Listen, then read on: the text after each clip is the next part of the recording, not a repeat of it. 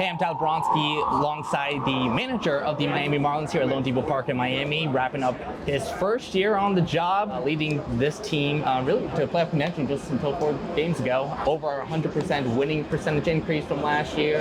Things go well these next 3 days, could get them to 80 wins. That's a 18 win increase from last year. Again, his first year on the job here, but Clayton McCullough, thanks for taking the time to do this. Appreciate it. Of course, thanks for having me. Absolutely. First question to be a little broad, maybe slightly uncomfortable, but in a good way.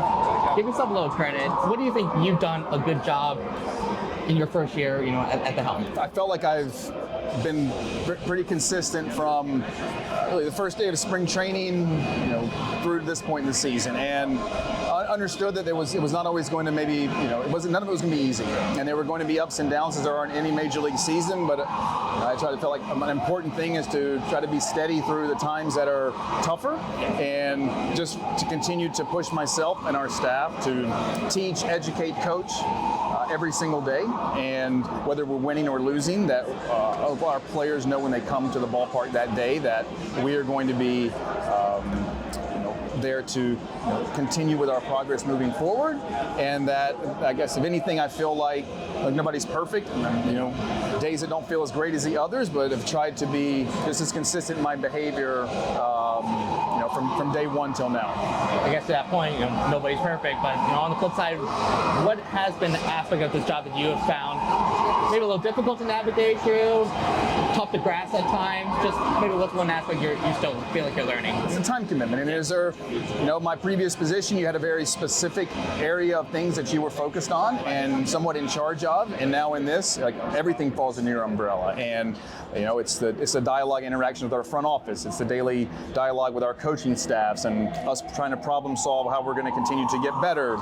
The players, and they're the most important part of this entire thing, and wanting to do right by them, while also my number one job here is to do right by our team and try to give us what I think is the best chance to win, tonight's game and the one that's following that. So, and then there's a family aspect as well. So, wanting to be as good a husband and father as I can, with knowing that the time demands here are real and that there's a lot of responsibility that goes into this, and to just take things head on as they come. And I need to be better moving forward in my communication. I need to be more out in front of things. I know those are aspects as I look back on this year that I will look to try to improve upon, going into next year. You talk about problem solving a little bit. I know one thing, just on a broad scale, you guys have preached even back in spring training, is that you guys can do player development well at the big league level.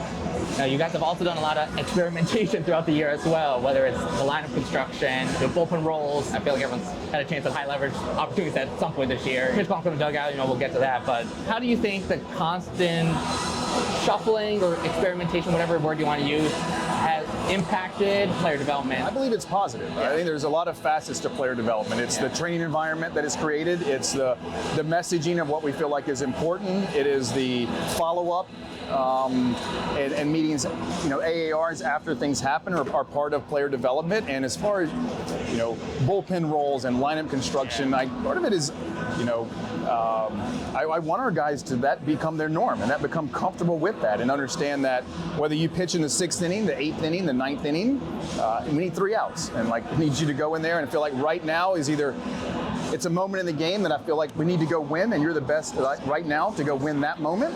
And when I bring the next person in, I feel like it's their best spot to go have success. And so have viewed it that way, and I think we'll hopefully continue to view it that way, that I only know what is happening right now.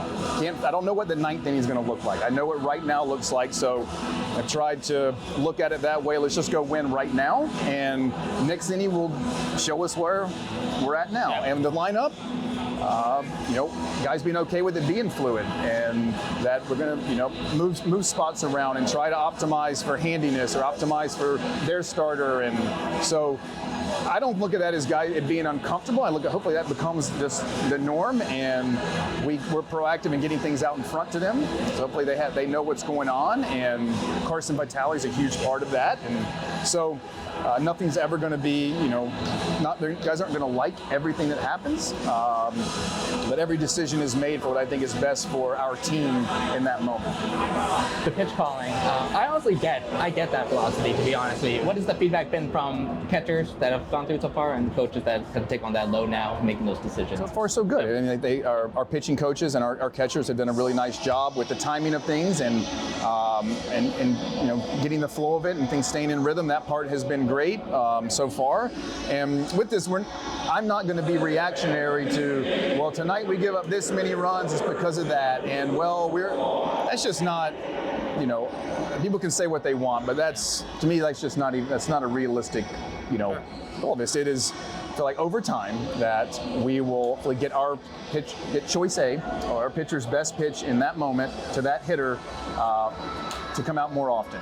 And over time, we will prevent less runs doing this. So that's why I've made the decision for us to do that here now, and believe that over time that we'll be the beneficiaries of it.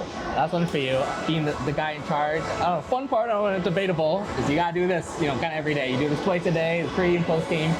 I don't know how many official on-camera interviews you have to do in LA.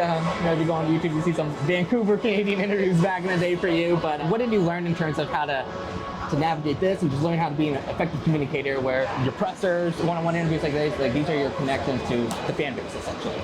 Yeah, great question. I guess one thing I learned is, they're going to keep coming. Yeah. And I want to I feel like sometimes be as vulnerable and open as I can, and then also understand that there's some things that just aren't, every public they want as much as they can get, and there's just some things that are happening with our team or going on that, if they feel like they don't give us potentially you're going to give us a competitive disadvantage, and why would I want to share that? I have a great team of PR personnel that, help me out, and we have a lot of professional people that spend time with us every day within our media group, and they're great about things, and so try to be as authentic and honest as I feel like I can be and need to be. Okay, thank you for the time. Appreciate it. It's been fun to follow this year, and we'll see you all next year. All right, great. Thanks. I be flying with the angels every day, yeah. I play this fool, but life is great, fam. Ooh, I work 60 hours a day, man. Yeah, I'm built to grind, it's my escape plan.